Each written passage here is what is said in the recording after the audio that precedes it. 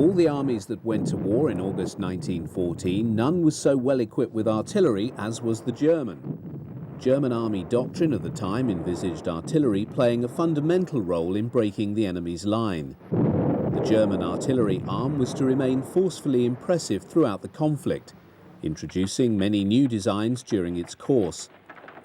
The strength of the German artillery arm was seen at Verdun and in the opening barrages of the spring offensives of 1918. This effectiveness was not lost on the Entente powers who, in June 1919, in the Treaty of Versailles, moved to drastically reduce the artillery of the new truncated Reichswehr of 100,000 men. The Allies moved to constrain the ability of the Krupp and Rheinmetall combines to produce new guns, severely limiting the caliber and number they could produce. Krupp was restricted to calibers above 17 centimeters and Rheinmetall to below that figure.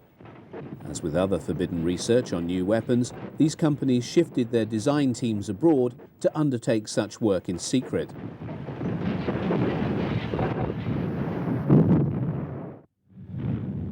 Krupps and Rheinmetall were extremely well placed to respond to the secret decision taken by Adolf Hitler in early 1933 to break the Versailles Treaty and begin rebuilding the German armed forces.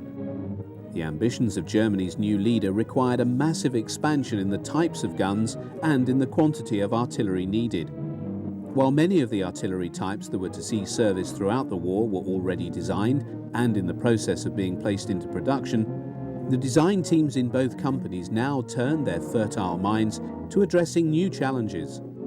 Contracts were placed in rapid order by the government for a whole gamut of artillery types, ranging from the small infantry gun right through to the heavy rail guns. Contracts were also let to other companies to produce shells and manufacture the explosives and propellant charges for them. Other matters of related concern to the development of an expanded artillery arm were the production of new prime movers. 1, 3, 5, 8, 12 and 18-ton half-tracks, all of which would play their role in towing the new guns for the army. The army had determined to standardize on a few basic calibers quite early on in the 30s. By the middle of the decade, the 75mm infantry gun, SIG-33, 105mm field howitzer and the 150mm heavy howitzer, Flak and 37mm anti-tank guns were already in large-scale production and finding their way in ever-increasing numbers to the Wehrmacht. Krupps were also producing very heavy guns to support the Navy's building program. Many, for warships that were never built because of the onset of the war, would find their way into the Army's control in due course. Small wonder that unemployment rapidly dropped in Germany following the massive investment by the state in the rearmament program.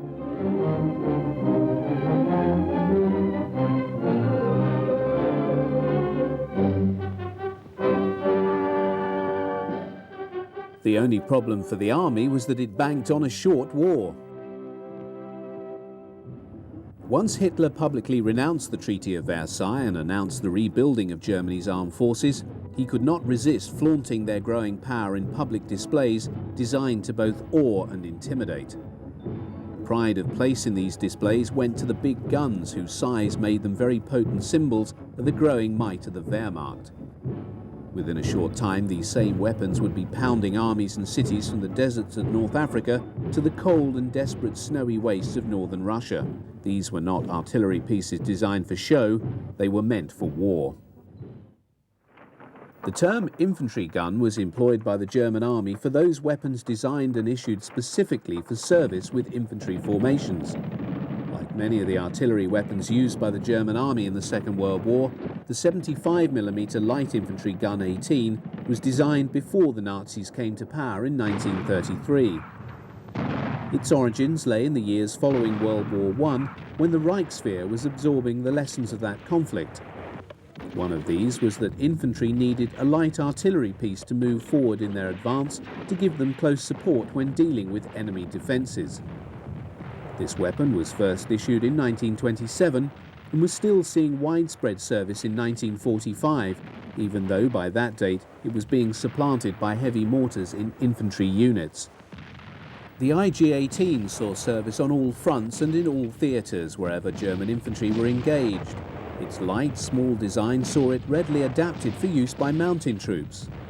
The design employed a simple shotgun-type breech, which allowed infantry to maintain a very rapid rate of fire, as can be seen in this film of these guns being used in North Africa in 1941.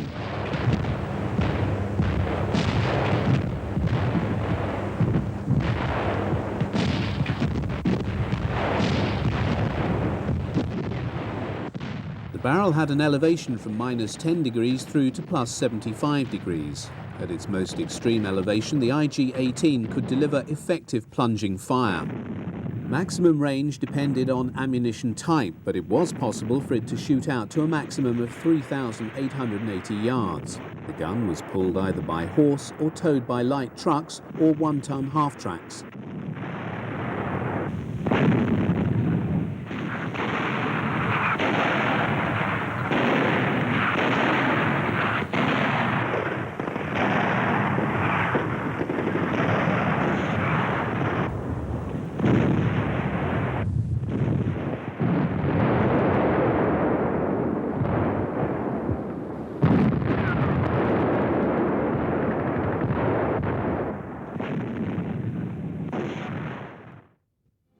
The SIG-33 was the largest and heaviest of the German infantry guns. Although the designation SIG-33 suggests it came into service in 1933, it did in fact enter service with the Reichswehr in the same year alongside the IG-18. With a caliber of 150 mm, the SIG-33 saw service throughout the conflict, although it was confined to operations in Europe and Russia. It did not serve in North Africa. The reason has primarily to do with the fact that it was a horse-drawn weapon and no horses were employed by the German army in that theatre. It was well liked as a stable and effective artillery piece. Its principal disadvantage lay in its heavy weight, which was excessive for an infantry support weapon. Attempts to reduce this by employing alloys instead of steel on certain components on the chassis came to naught with the onset of the war and the priority allocation of such metals to aircraft manufacture. The range of the weapon differed accordingly to the charge loaded with each shell. A standard heavy explosive shell could have a range from 615 yards through to a maximum of 5,140 yards. Rate of fire was between 2 and 3 rounds per minute. The SIG-33 had the distinction of being the first artillery piece placed on a self-propelled mount when 38 of these guns were adapted to fit a modified Panzer I and were delivered to the German army between 1939 and 1940. The gun was also mounted on the Panzer II, Panzer III and 38T chassis.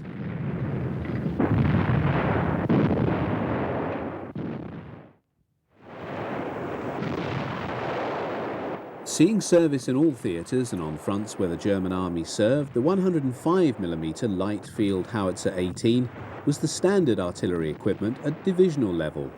It predated Hitler's coming to power, having been designed by Rheinmetall in the period 1929-1930.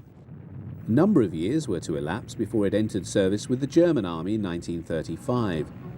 It rapidly came to supersede and then replace the army's former weapon of that caliber, the FH-16, that had been designed by Krupp during the First World War.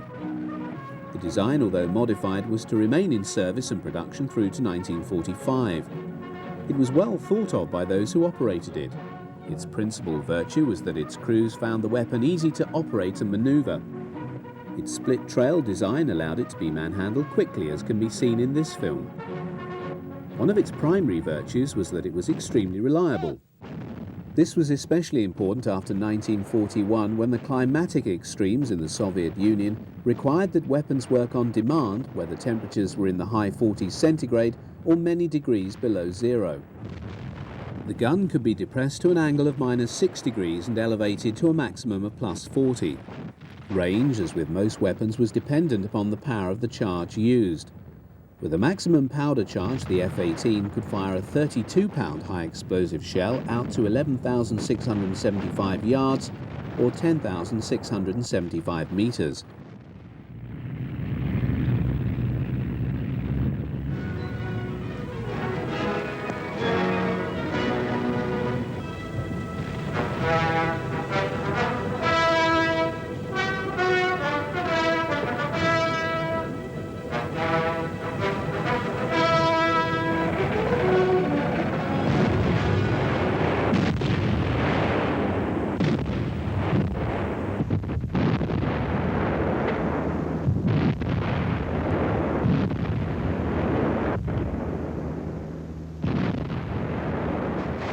Here in North Africa, FH-18s are being employed in the anti-tank role, for which they were equipped with a special shell.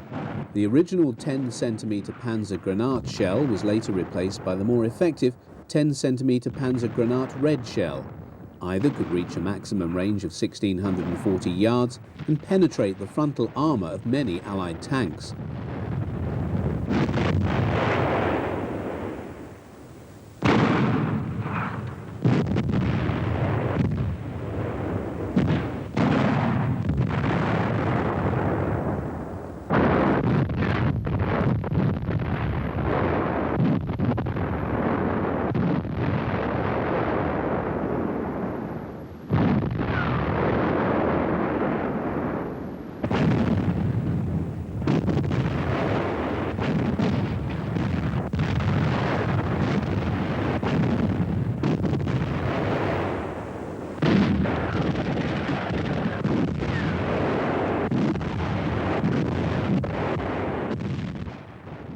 The desperate winter of 1941-42 in Russia saw the divisional light artillery challenged by ferocious conditions of weather and an implacable foe.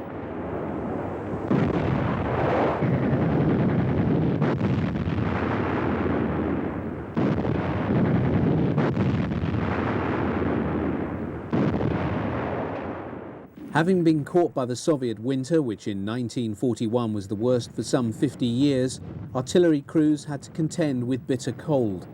Lacking proper winter clothing and wearing only their greatcoats, these 105mm gun crews had to load and fire their guns day after day.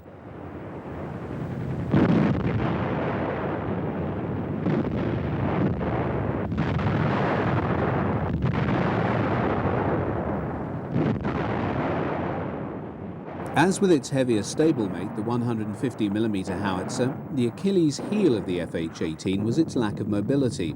Most of these guns were towed by horse teams and only a few by the 3-ton half-tracks. The Army was most concerned to give this well-proven gun greater mobility. The growing obsolescence of the Panzer II light tank released many of the surviving chassis for conversion to self-propelled guns. In early 1942, the firm of Alket produced the Vespa. This was a self-propelled gun mounting the 105mm LH-18. This machine went into production in the same year, with 676 produced by July 1944. Most other 105mm guns were still towed in the same old fashion, with film of them being pulled by horses still being seen in 1945. The effectiveness of the 105mm can be measured by the manner in which many served alongside the larger 150mm howitzer, as is seen here.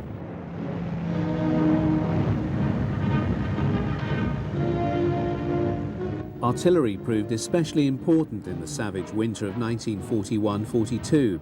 The Germans held on to villages to gain shelter from the terrible cold, while Soviet assaults were directed to destroy any building in which the Germans could find such cover.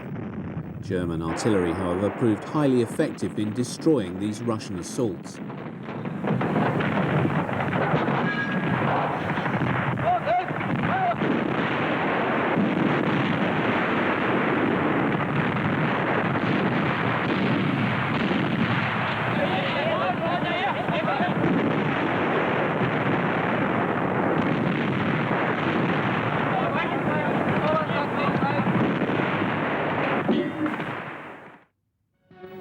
These 105mm gun crews enjoyed the late Italian summer sun in the vicinity of Salerno just weeks or days before the Allied landings there.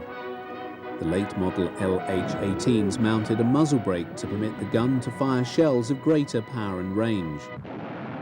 105mm batteries were employed in ever heavier firefights between the midsummer of 1943 and war's end on the Eastern Front. The desperate attempts by the Germans to hold back the ever-growing Soviet offensive tide saw them in continual use from the Ukraine through to the outskirts of Leningrad. By late 1944, the Germans had been pushed back into Poland and East Prussia. The 105mm light howitzer saw service literally up to war's end. The backbone of the German medium artillery formations throughout the war was the 15-cm Schwer field howitzer, or SFH-18. It was developed and produced in parallel with the heavy 10-centimetre cannon, which employed the same carriage but is distinguishable by its shorter barrel. Both weapons were developed by Rheinmetall and Krupp in the late 1920s for the Reichswehr and entered service in the period 1933-34. However, the army became rapidly disillusioned with the 10-centimetre weapon and focused upon the 15-centimetre caliber, which saw service throughout the war. Another version of the same caliber, known as the FH-36, was ordered by the army as early as 1935, and this was distinguished by being lighter, as it used alloys in the place of steel in some parts of the carriage. The distinguishing feature of this model is the muzzle brake. With the onset of war and the allocation of most metal alloys to aircraft manufacture, the production of the FH-36 was limited and discontinued in 1942. The 15-centimetre SFH-18 is seen in almost all films shot of the German army at war, from the first to the last days of the conflict. It was transported by horse and also moved in the advanced echelons of the army by being towed behind an 8-ton half-track. These seen in action here are involved in the first months of Operation Barbarossa.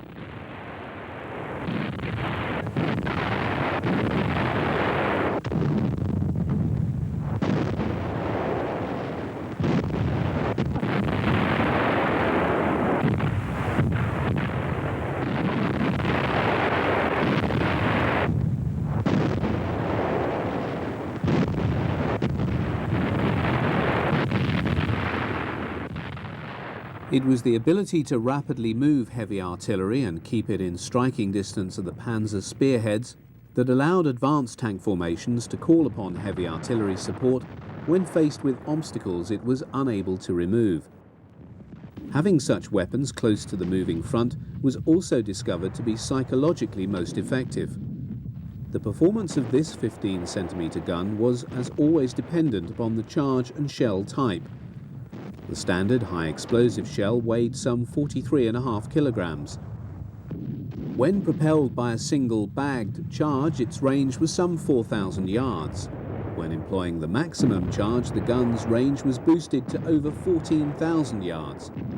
Attempts to increase the range of this weapon even further saw the tentative introduction of the world's first rocket-boosted shell in 1941. It could only be employed on guns with muzzle brakes and had a theoretical maximum range of over 20,000 yards or 19,000 meters. It was not a success and withdrawn quite quickly. A very large number of different projectile types were developed for this weapon, including shells for employment against concrete emplacements, hollow charge shells and smoked shells.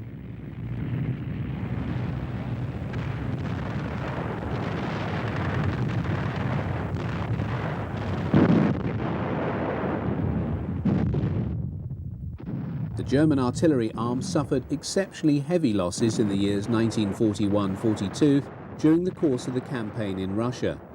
Many hundreds of these artillery pieces were lost in the retreat from Moscow and in the 1942 summer offensive, culminating in the defeat of Sixth Army at Stalingrad. By the time of the Battle of Kursk in July 1943, the artillery arm was less well placed than the tank arm. Indeed, air power had to substitute for the lack of large numbers of German heavy artillery in this battle. By this date, it was also becoming apparent to the army that the Achilles heel of this weapon lay in its inability to be moved rapidly unless it was towed by a prime mover. Even then, the weather conditions in Russia were such that after rain or during the muddy season, even half-tracks found it difficult to tow such heavy guns, the 15-centimetre weighing in at about 5.5 tons. In 1942, the decision had been taken to mount this gun on a fully tracked chassis to give it the desired mobility. The subsequent Hummel, or Bumblebee, employed a Panzer III-4 chassis to carry the gun in an open mount. Some of the most impressive artillery pieces fielded by the German army in World War II and encountered in all theatres were the 17 and 21 centimetre very heavy guns. Both employed the same chassis and are distinguishable by virtue of their barrel lengths. Although large and heavy pieces, their clever design enabled them to be manhandled fairly easily in the field, although transportation involved breaking down the guns and carrying them on two separate chassis. The barrel was towed by one half-track and the body of the gun by another. 12-ton half-tracks were normally used for this task. First of the two weapons to appear was the 21-centimetre model, which was introduced by Krupp in 1939. The gun was allocated to the motorised artillery units of the army. At the time of the Russian campaign, 19 batteries had been raised and they saw extensive service on the Eastern Front. Although it proved highly effective in demolishing strongly defended and protected targets, its heavy weight of just over 16 tons had led the army to decide to replace it by the 17-centimetre cannon. This had nearly twice the range of the 21-centimetre model. It was planned to phase out production of the 21-centimetre gun in June 1942, after 487 had been built. However, such was the scale of losses in this calibre of weapon that the 21-centimetre was retained and production was increased through 1943 and 44, and by March 1945 there were still 218 in service.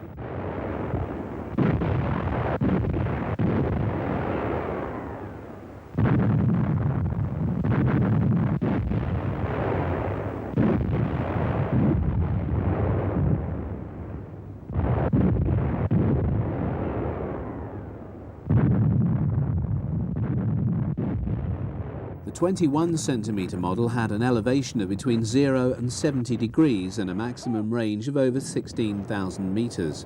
Standard shell for the type was the 21-centimetre Granat 18, which weighed 113 kilograms, and also the 21-centimetre Granat 18 Beton of 121 kilograms.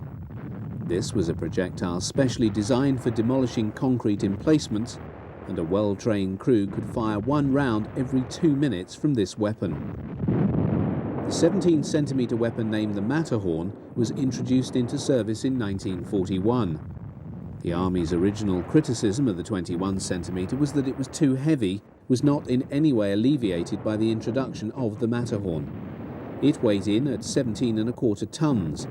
Its method of carriage was essentially the same, although it was possible to tow it over short distances, employing a limber without splitting up the barrel from the chassis. The range of the 17-centimetre was determined by the size and power of the cased charge. Maximum range with a charge 4, which then imparted a muzzle velocity of some 3,000 feet per second to the 138-pound high-explosive projectile, allowed it to reach over 32,000 yards. The 21 and the 17-centimetre often served alongside one another. By far and away the bulk of these weapons were committed to service in the east, where they operated in some numbers in the siege of Leningrad through the Crimea. Although associated with the Great War, artillery spotting balloons operated on the quieter sectors of the Eastern Front. This was possible because the Soviet Air Force was not so prominent in the skies over Russia, so the balloons could be used without fear of being shot down. Employing information radioed down from the balloon, coordinates are worked out and fed to the gun team.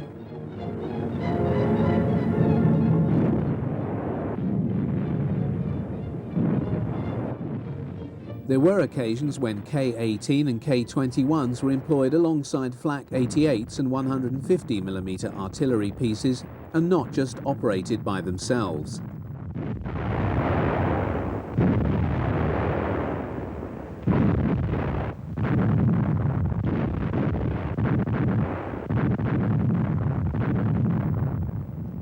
Dating from the autumn of 1943, this sequence shows a 21-centimetre Mirza operating alongside 150mm heavy artillery, 105mm medium guns and Flak 88s in the Dnieper Bend in southern Russia. Fire support is provided by the artillery as Panzers and SPWs prepare to advance against Soviet armour in the distance. In these circumstances, the power of the 21-centimetre gun could match the range of the 88s and bring down an especially heavy weight of fire on the enemy. However, the artillery pieces themselves are in need of protection from Soviet ground attack aircraft. One of the more remarkable German heavy artillery designs was the 24-centimetre Canon 3, also nicknamed the Petersdorf. Designed and built between 1935 and 1938, it was a most advanced and modern design. However, its Achilles heel lay in its weight. At 83 tons, it needed to be transported in no fewer than 6 separate loads. Although the designers had taken great care to allow it to be assembled easily, it still needed no fewer than 25 men and 1.5 hours to get the gun assembled for firing. The army decided that the investment in such a weapon could not be justified. Seeing service throughout the war as one of the primary anti-aircraft weapons of the Wehrmacht was the 20mm Flugabwehr cannon 30 and 38. The latter weapon, a development of the earlier model, served either in a single-barreled or Vierling form, that is, 4 guns brought together and operated as one weapon. These cannons proved most effective in defending targets against flying aircraft at low level, right up to 5,500 feet. With a full 360-degree rapid traverse when emplaced on the ground and 40 degrees when used on its wheeled carriage, the weapon's elevation from -12 to +90 degrees permitted a very rapid tracking of targets. Such was the versatility of this weapon that it was also extensively employed in the ground role, where its high rate of fire of up to 280 rounds per minute on a cyclic setting, in the case of the Flak 30, provided ground troops with a highly effective close support weapon. It was also mounted on 1-ton half-tracks and used by the Kriegsmarine in either single-barreled or Vierling form.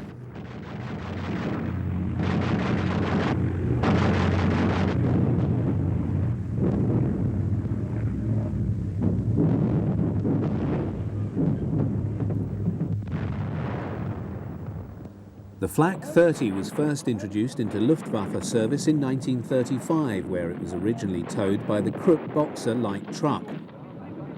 While this gun served with distinction in the early stage of the war, the Luftwaffe had decided even before the onset of the conflict that it needed an improved variant with a much higher rate of fire.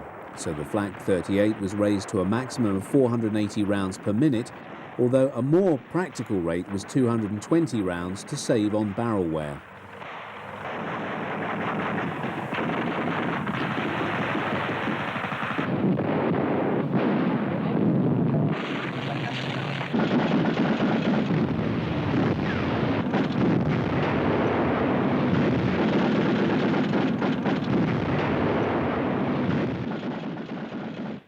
The Flak 38 was basically a redesign of the earlier weapon and first came into service in early 1940 in time for the Western Campaign, where it saw action alongside the Flak 30, defending the bridges over the River Meuse being attacked by the Armée de l'Air and Royal Air Force. The Flak 30 served alongside the 38 through to the mid-war period, but had all but disappeared by the later phase of the conflict. The Flak 38 saw extensive service right to the end of the war.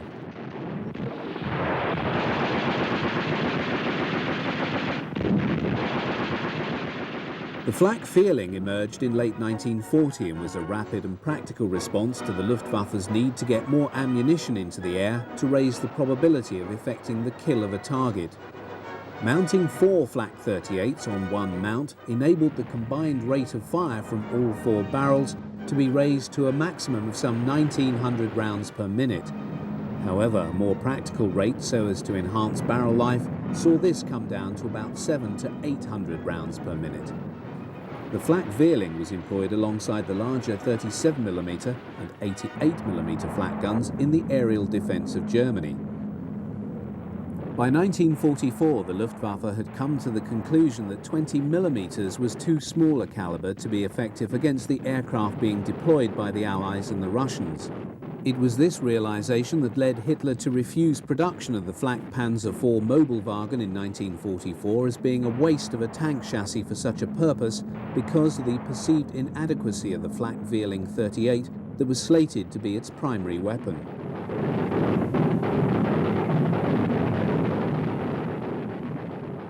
The Flakvierling was an extremely versatile weapon and was also extensively employed in the ground role.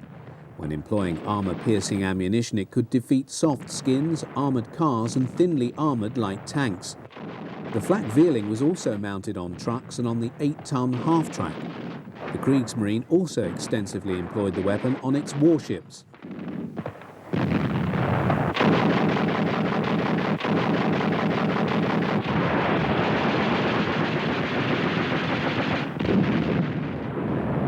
Luftwaffe practice was frequently to group different calibers of flak weapons when employed on anti-aircraft duties in order to cover different altitudes.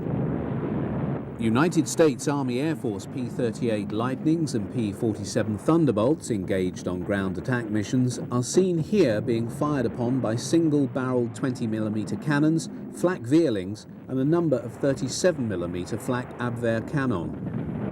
By this stage of the war, the Luftwaffe was beginning to concentrate on the 37mm as its smallest flak weapon, deeming the 20mm no longer up to the task.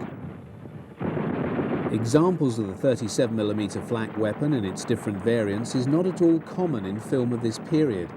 The caliber first entered service in 1935 and appeared in a number of different variants by war's end. The original Flak 18 was quickly replaced by the Flak 36 and 37, which was the most common variant used in action. As with the 20mm weapon, the 37mm was used extensively in the ground role, being equipped with an armour-piercing shell for that purpose. The 88mm flak gun and its different variants was the most famous of all artillery pieces employed by the Wehrmacht in the Second World War. Indeed, it was in all probability the most famous, if not infamous, artillery piece of the entire conflict. While this reputation was certainly cultivated by very assiduous propaganda, it is nevertheless the case that it was an exceptionally versatile weapon, being employed in the anti-aircraft, anti-tank role, and as conventional artillery with equal ability. Its reputation amongst Germany's enemies was notorious. There is a famous story originally published in the US Stars and Stripes which dates from the fall of Tunisia in 1943 and shows a US intelligence officer interrogating German prisoners. He assures a GI standing near and observing the process, "Don't worry, if I find the one what invented the 88, I'll let you know." It was the mounting of this weapon in its modified and developed forms that made the Tiger I and Tiger II tanks and Nashorn tank destroyers such formidable armoured fighting vehicles. It was Goering's abiding faith in the effectiveness of the 88 in the anti-aircraft role that led him to claim that no enemy aircraft would ever penetrate the airspace of the Reich. Although effective in this role, it is clear that the 88mm was actually no better than its Allied contemporaries, such as the British 3.7-inch anti-aircraft gun, which had a better performance in ceiling, weight of shell, and also ground range. It was in the Western Desert that the 88 began to acquire its fearsome reputation in the anti-tank role. Its first appearance in this theatre was noted outside of Tobruk in April 1941. Towed by an 8-ton half-track, the 88 was frequently employed in the anti-tank role while still on its wheel cruciform chassis. Its principal disadvantage then lay in its height, which was some 6 feet 10 inches. In the desert, its greatest effectiveness in the anti-tank role came when its crews had time to dig gun pits. Whilst these had to be large, the gun then became, in the words of a British report, extremely difficult to detect at 1,000 yards range. The fortuitous decision to equip the 88mm with armour-piercing ammunition and optical direct first sights dates back to the time of the Spanish Civil War, when the initial model of the 88, the Flak 18, was tested in action for the first time. The primary armour-piercing shell contained a small charge to explode after penetration. Armour plate up to 108mm thick could be penetrated at up to 1,100 yards. The gun's ability to penetrate armour of such thickness and at such a range not only made any British tank in the desert vulnerable, it made the 88mm the only weapon easily able to deal with the formidable new T-34 and K-Phi series of heavy tanks when encountered in Russia in 1941.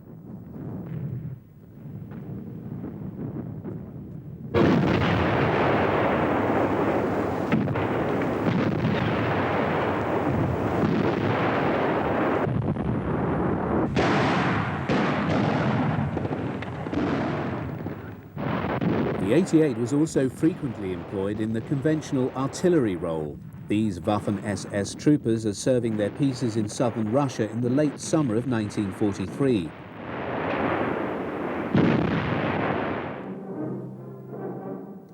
Albert Speer, Hitler's industrial minister, was later to claim that the sheer quantity of resources retained in Germany to defend it from the US and British bomber offensive constituted the Second Front a long time before the Allied landings in France. Indeed, by the autumn 1943, the need to protect the cities of Germany had seen an extremely large concentration of anti-aircraft weapons, which could have been better employed on the battlefields in Russia and elsewhere. By October 1943, no fewer than 23 heavy batteries, amounting to some 130 88mm guns, were ringing the city of Schweinfurt. By war's end, no fewer than 30 anti-aircraft divisions were protecting Germany.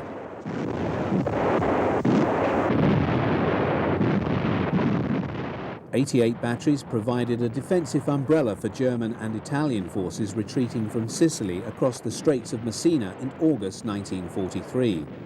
The barrage thrown up by the German batteries, expending a prodigious amount of ammunition, allowed no fewer than 102,000 troops to be slipped across the straits in the face of Allied bombing raids.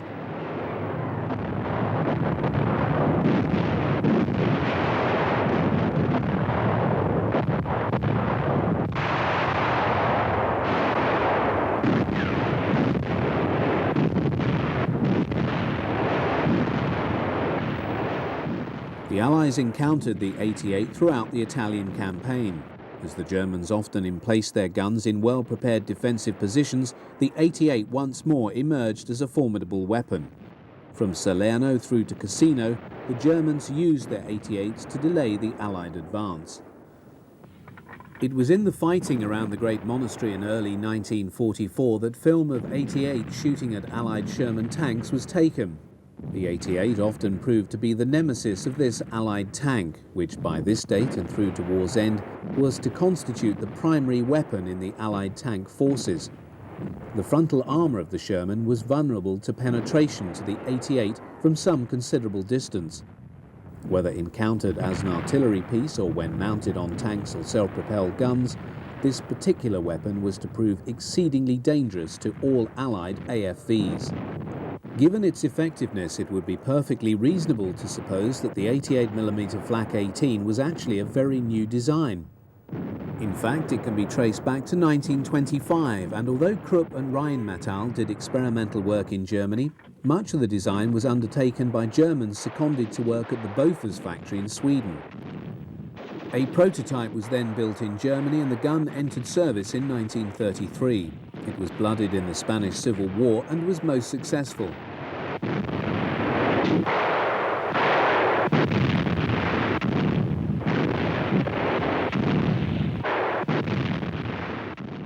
In this sequence, 88mm Flak 36 provide air cover to German ground forces in western Russia in 1944. By that period, the Soviets had local air superiority wherever the Red Air Force chose to fly, so that provision of large numbers of flak weapons of different calibers became essential for the Germans. The ground forces here are under attack by Ilyushin II Sturmovix. Although German forces had been driven from the Caucasus following their failed attempt to secure the oil fields there in the 1942 summer campaign, Hitler had insisted on retaining a large bridgehead in the Kuban Peninsula. When the military situation improved, he intended to make a second attempt to secure this vital economic resource. Until that time, the Kuban bridgehead, known as the Gotenkopf or Goth's Head position, had to be constantly resupplied across the Kerch Straits. This arterial route was naturally a prime target for the Soviet Air Force. In consequence, the Germans had ringed the port on the Kuban side with extremely dense, light and heavy flak defences, and it is these that are seen in action here.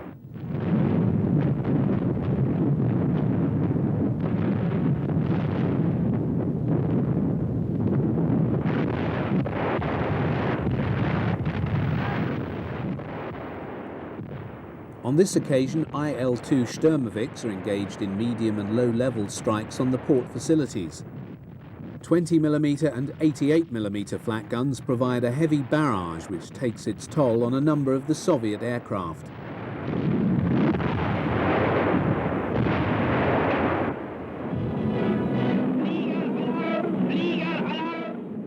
In this rare sequence of colour film, a Soviet air attack on a German air and seaplane base in northern Norway in 1943 is met by heavy anti-aircraft fire from light 20mm flak and a battery of the ubiquitous 88mm guns.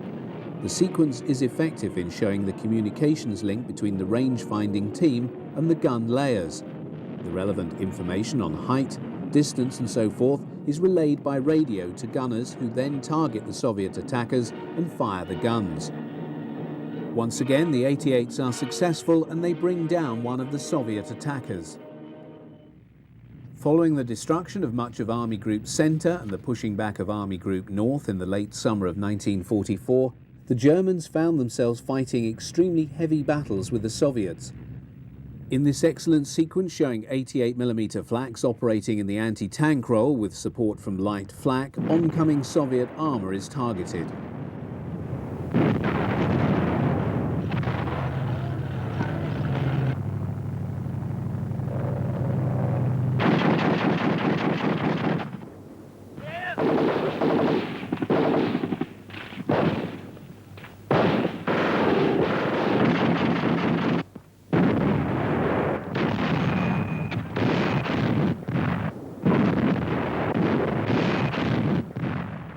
The 88mm Flak 36 remained able to counter any Soviet medium and heavy tank right up to war's end.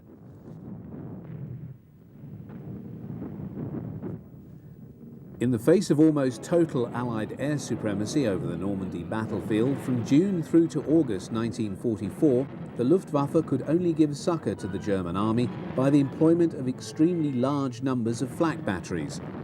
Frequently, flak weapons were grouped in a sector and were of different types. 20mm single-barreled, Vierlings, 37mm and 88mm are here grouped together to offer the most effective air umbrella to the ground defences.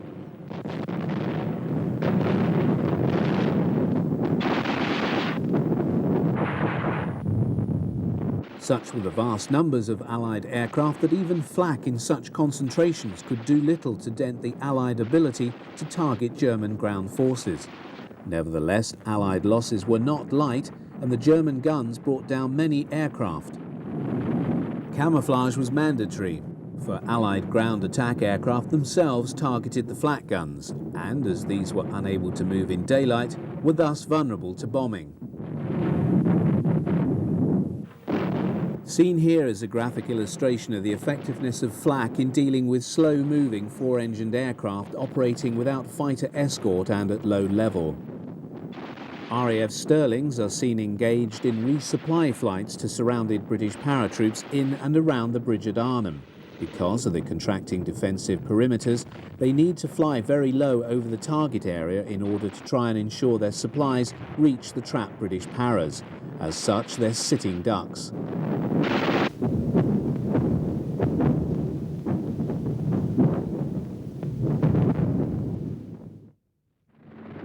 The Pak-36 was the standard German anti-tank gun when war broke out in September 1939. At the time of its introduction 3 years earlier, this Rheinmetall-designed weapon was as good as any other in the world and perfectly acceptable for its role as it was then envisaged.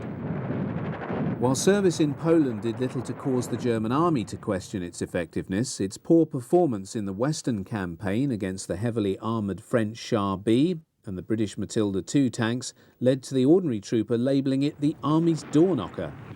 It was extremely disconcerting for the crews of the Pak-36 to observe the shell from the Army's standard anti-tank gun simply bounce off the heavy armour of these machines.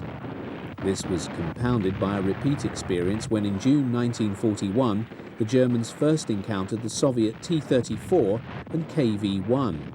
In both cases, the armour-piercing shells of the Pak-36 once more simply bounced off the heavy armour of the Soviet tanks.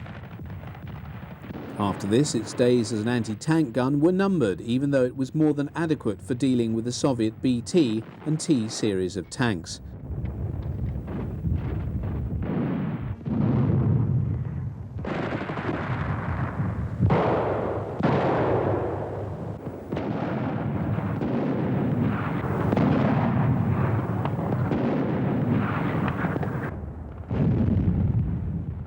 Pak-36 remained in service for many years, often being employed by infantry as a light artillery piece. Installation of an anti-tank grenade also extended its usefulness. It was also Rheinmetall who produced the 50mm Pak-38 anti-tank gun, which entered limited service in 1940. A number were on hand for the onset of the Russian campaign, where even they had difficulty coping with the new Soviet tanks. The Pak-38 was a well-designed weapon and served alongside its heavier stablemate, the Pak-40, until war's end. The most commonly encountered and effective purpose-designed German anti-tank gun encountered on all fronts from late 1941 onwards was the 75mm Pak-40. Although both Krupp and Rheinmetall responded to the Army's contract, it was the latter's weapon that became the mainstay of the anti-tank arm.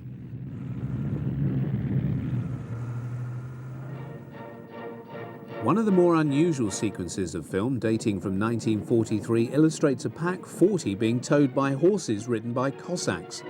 These famed riders of the steppe served in some numbers with the Wehrmacht, and it was their expertise with these animals that saw them pulling this anti-tank gun in this fashion. On most occasions, the Pak-40 was towed by a half-track or Raupenschlepper. The Pak-40 was, in essence, an enlarged Pak-38. It was an extremely effective weapon with a muzzle velocity of 2,600 feet per second that enabled it to penetrate 116 millimeters of armor at 1,000 meters. It was the answer German anti-tank gunners needed on the Eastern Front, with the T-34 and KV series proving vulnerable to the type. It was found mounted on a number of self-propelled guns and also employed as a light artillery piece.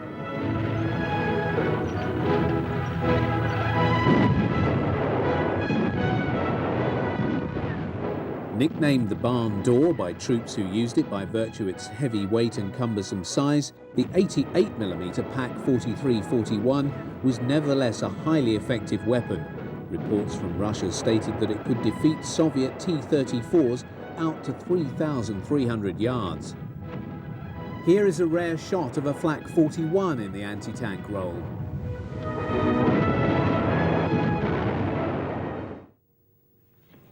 With the beginning of rearmament in Germany in 1933, interest was revived in railguns. Germany had built a number of these weapons in the Great War, many employing modified barrels adapted from large caliber naval guns. Krupp was the home of these guns, and a small staff of 200 involved on their design at the beginning of 1933 quickly rose to 2,000.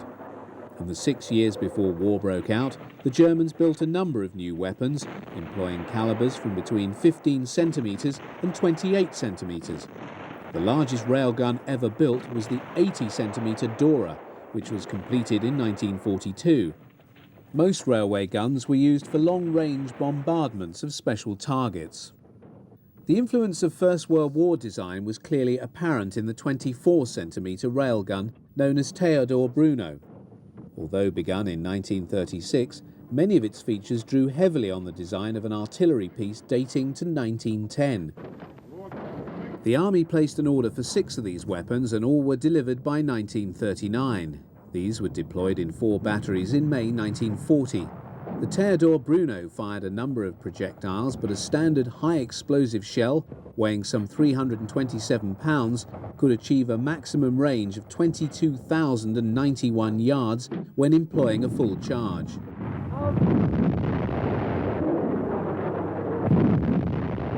Field Marshal Albert Kesselring, commander of German forces in Italy, observes the fall of shot of the 28 centimeter cannon known as Leopold, and immortalized by the Allies within the Anzio bridgehead as Anzio Annie. More properly designated the 28 centimeter K5E, this weapon is generally regarded as one of the finest railway guns ever built. Design of this new type began in 1934, with the first entering service in 1936. Such was the effectiveness of the type that it was retained in very low volume production through to 1945, by which time Krupp had built 28, although the complete order was for 30. By May 1940 there were 8 24-centimetre guns in service, and these were deployed in 8 batteries. This calibre of weapon was eventually to comprise almost half of all the German railguns. In total, the gun weighed 218 tons and was mounted on 2 6-axle bogie trucks. The barrel length was 21.5 metres and its maximum range 62 kilometres. The greatest concentration of railguns and super heavy guns and mortars ever deployed by the Germans for one operation occurred in the late spring and early summer of 1942 in Russia. They were brought out especially from Germany to pulverise the defences of the Soviet Black Sea fortress of Sevastopol in the Crimea. The largest of the railguns brought in for the task was the gigantic 80-centimetre Dora. Weighing in at a modest 1,350 tons, it saw its only service at Sevastopol and later at Warsaw in 1944.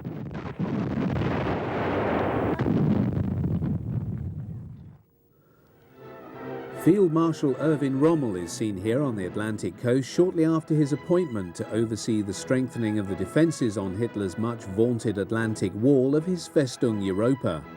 For long the subject of German propaganda films, the wall was claimed to be impregnable. What Rommel found, however, was something very much less than that. On certain stretches, much effort had been made, and these sectors were particularly strong in emplaced artillery and heavy coastal guns. Indeed, all German coastal defences were often a remarkable mixture of various calibres of different German and many captured artillery pieces and large and purpose-designed coastal guns. The latter were in many cases adapted naval guns and ran in calibres from pack 40 75mm anti-tank guns adapted to a fixed naval mounting through to the massive 40.6-centimetre guns originally intended for the never-built H-class battleships. The larger weapons derived from naval vessels' main armaments required purpose-built and extremely heavily protected concrete emplacements. These were, without doubt, most impressive installations and, not surprisingly, were often filmed in such a way as to imply that the whole of the Atlantic Wall was festooned with such weapons. In the weeks following the Allied invasion of Normandy, German audiences were regaled with scenes showing the heavy guns of the Atlantic Wall firing on Allied vessels. The reality was more prosaic. Having landed where the Germans did not expect, the guns never got the chance to fire in anger, and the images seen here of Allied vessels being sunk are simply the creation of the propagandist's mind.